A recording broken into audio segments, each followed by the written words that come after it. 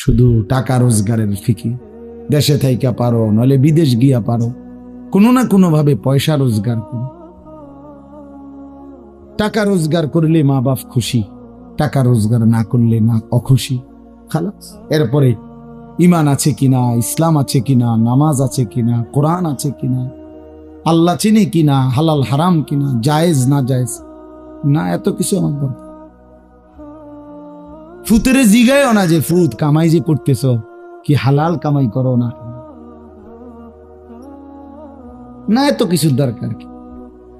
টাকা দিতেছে, খাইতেছে, ঘুমাইতেছে, বিল্ডিং করতে আসে, জমি কিনতে আসে, আপেল মালটা খাইতেছে।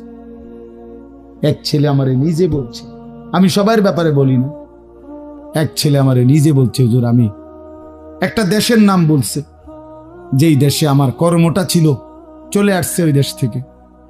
আমার বলছে, হুজুর আমার কর্মটা হলো এই, মদের বার, মদের হোটেলে নারী পুরুষ উলঙ্গ জিনা ব্যভিচার করে, আমার দায়িত্ব শুধু পাশে দাঁড়িয়ে মদের বোতল নিয়ে দাঁড়ায় থাকা, যতবার তারা চায় অতবার তাদেরকে মদ গ্লাসে ঢেলে দেওয়া, তাদের হাতে তুলে দেওয়া। এর বিনিময়ে আমার মাসে বেতন 2 লাখ টাকা। মুসলমান মুসলমান মুসলমানের সন্তান, বাংলাদেশের সন্তান। তো এই টাকা যখন বাবা খাচ্ছেন, বিল্ডিং করতেছে, কোনো টেনশন নাই।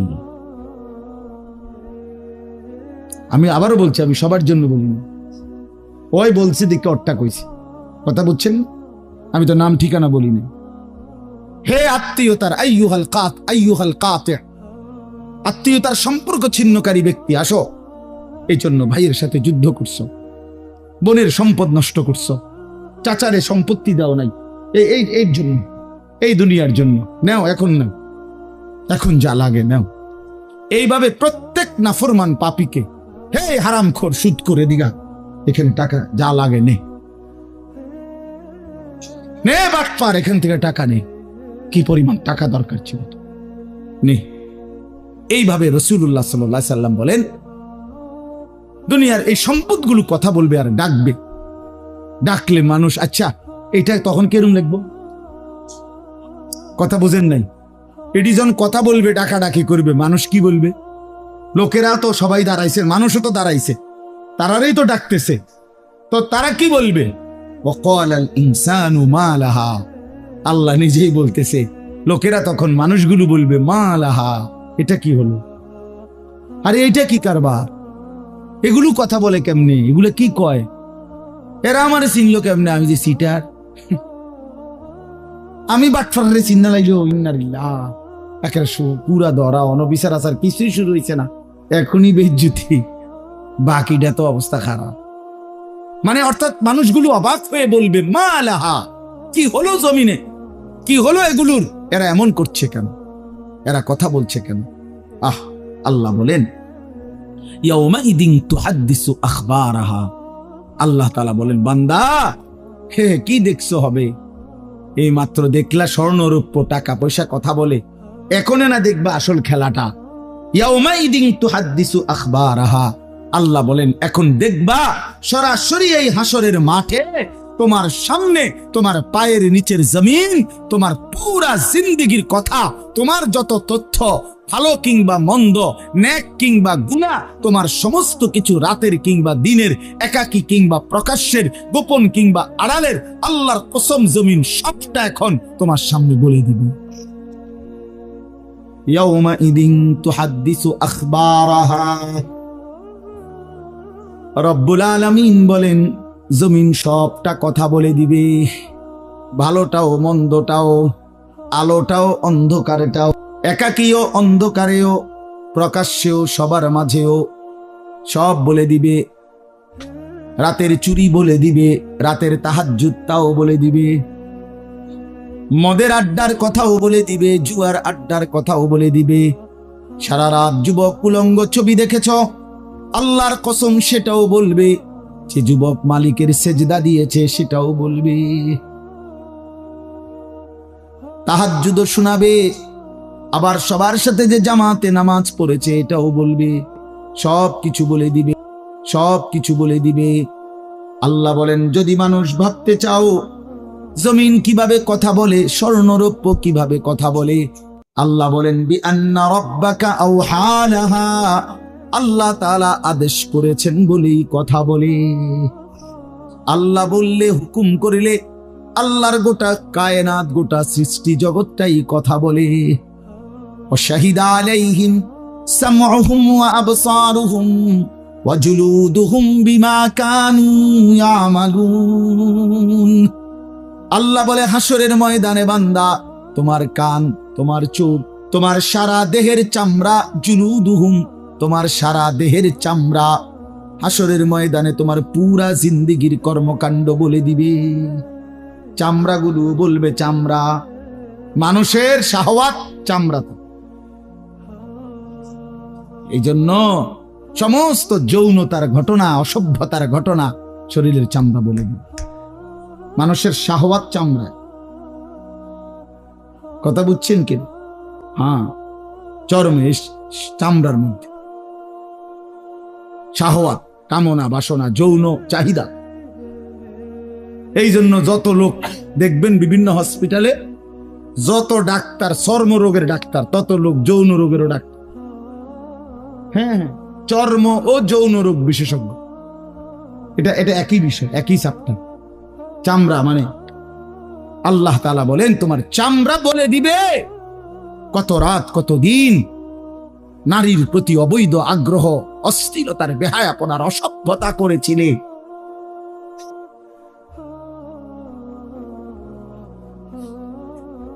হায় হায়।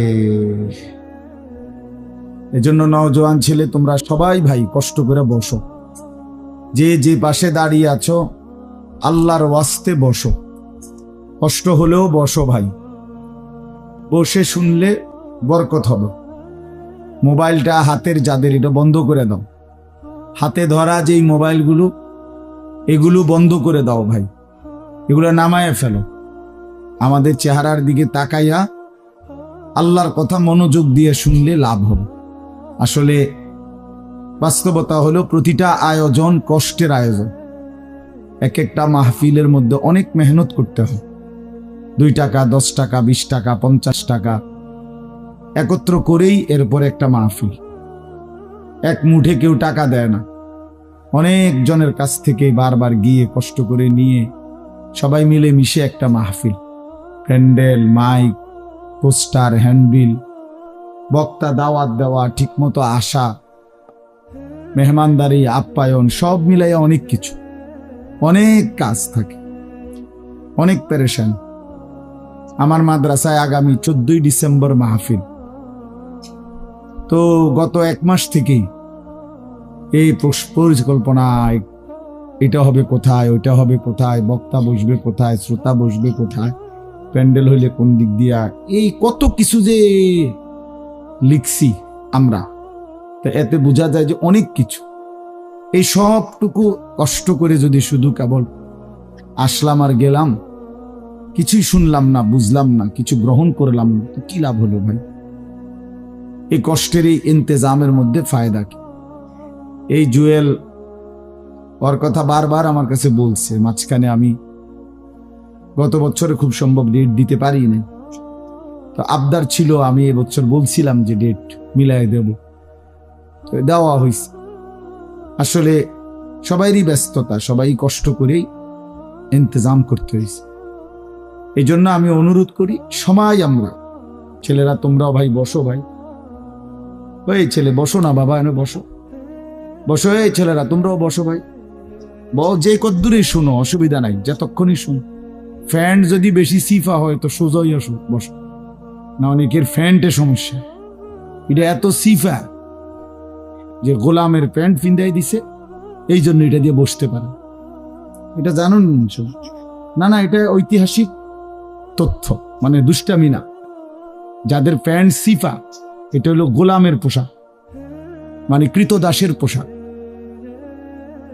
হ্যাঁ, এটা হলো আফ্রিকান, যাদেরকে দিয়ে পৃথিবীতে কৃতদাসের কাজ করাইতো, অর্থাৎ এই ভেড়া, বকরি এগুলা লালন পালনের কাজ করাইতো, তো তাদেরকে এরকম সিফা প্যান্ট কিনে, মানে টাইট, কেন? যাতে বসতে না পারে। হ্যাঁ সত্যি, এটা ঐতিহাসিক কথা, যাতে বসতে না পারে, কাজে যাতে ফাঁকি দিতে না পারে, এই জন্য এদেরকে এই চিপা প্যান্ট এটা পরায় দিচ্ছে। নাহলে এটা কোনোভাবেই সুস্থ স্বাভাবিক কোনো মানুষের পোশাক না। সামান্যতম সুস্থতা আছে যার ভিতরে, সে এত টাইট এটা পরে কিভাবে? তারা হাঁটে কেমনে, বসে কেমনে, পেশাব পায়খানার জরুরত আছে মানুষের, তাইলে এটা পড়া মানে দাঁড়াইয়া প্রস্রাব করা ছাড়া তো অন্য কোনো সিস্টেম নয়, নাহলে এটা সে কিভাবে বুঝবে? তাইলে এত কষ্ট করে মানুষের পোশাক আল্লাহ তাআলা নাজিল করেছেন। ইয়া বনি আদমা কাদ আনজালনা আলাইকুম লিবাসান, কোরআন শরীফে আছে। আল্লাহ বলেন, হে বনি আদম, আমি আল্লাহই তোমাদের উপরে পোশাক নাজিল করেছি। পোশাক আল্লাহর দেওয়া। এই যে মানুষ পোশাক পরার এই অনুভূতি, এটা আল্লাহর দেওয়া। আদম আলাইহিস সালামকে আল্লাহ তাআলা সৃষ্টি করে পোশাক ছাড়া পেশ করে নাই ফেরেশতাদের সামনে। কি মনে হয় আপনার? খোলামেলা, বুঝছেন না কথাটা? তো ওনার গায়ে কি ছিল? পোশাক ছিল। তো আল্লাহ তাআলা যখন থেকে আদমকে সৃষ্টি করলেন, তখন থেকে আদমের গায়ে পোশাকও দিল। সেই থেকেই পোশাক, ইউয়ারি সাওআতিকুম ওয়ারিশা, এটা স্পষ্ট। আল্লাহ বলছে দুইটা উদ্দেশ্যে পোশাক দিলাম। এক, এটা তোমাদের লজ্জা ঢেকে দিবে, আর ওয়ারিশা, এটা তোমাদের সৌন্দর্যের উপকরণ হয়। তাহলে এটার মধ্যে একটা আর্ট আছে, সৌন্দর্য আছে, এটা লজ্জা ঢাকবে। এখন যদি লজ্জাই না ঢাকে, এটা যদি সতরই না ঢাকে, তো এটা হলো কি? আল্লামা তকি উসমানী দামাত বারাকাতুহুমুল আলিয়া হযরত বলছেন যে কোনো মানুষের, পুরুষের সতর কোমর থেকে নিয়ে, নাভি থেকে নিয়ে হাঁটু, এটুকু জায়গা এভাবে ঢাকতে হবে। একে তো মোটা হইতে হবে কাপড়, যাতে করে পাতলার কারণে চামড়া দেখা না যায়। আরেকটা হলো এতটুকু ঢিলে ঢালা হইতে হবে, যাতে করে এতটা টাইট হইয়া না লাগে, যেন অঙ্গ প্রত্যঙ্গ, রান, পিছনের অংশ কার কেমন এটা বোঝা না যায়, স্বাভাবিক যেন ঢিলে ঢালা হয়। নাই তো এটা কি হয় না, পোশাক হয়। একবারে শরীর সাইজ কাইটা বানানো, এটা কোনোভাবেই সৌন্দর্য না। এই জন্য এটা একটা গুরুত্বপূর্ণ বিষয়। এটা বলে অনেক সময় অনেকেরই দেখি, এই বেচারা আমাদের সাথেও কোনো সময় দেখা করতে আসলে মাদ্রাসায়, মনে করেন মাহফিলের দাওয়াত দিতে আসছে অথবা এমনি দেখা করতে, তো আমাদের তো নিচে বসতে হবে, চেয়ার টেবিল নাই। তো এই নিচে বসতে কইলে আর বই তারা এটারে টানতে টানতে ফ্যান যান শেষ। বেচারা নিজেও কষ্টে পেরেশানিতে পড়ে, আমরাও পেরেশানিতে পড়ি। এই জন্য স্বাভাবিক ঢিলে ঢালা পোশাক পরা উচিত, একটু যেন করে চলতে ফিরতে আরাম হয়। ভাই তোমরা বসতে না, তোরা চলে যাও বেটা, অপদার্থ কোথাকার, যাও এখান থেকে বেটা, হ্যাঁ যাও। তোমার মতো দু চারজন শ্রোতা না হলে কি ফালতু কোথাকার।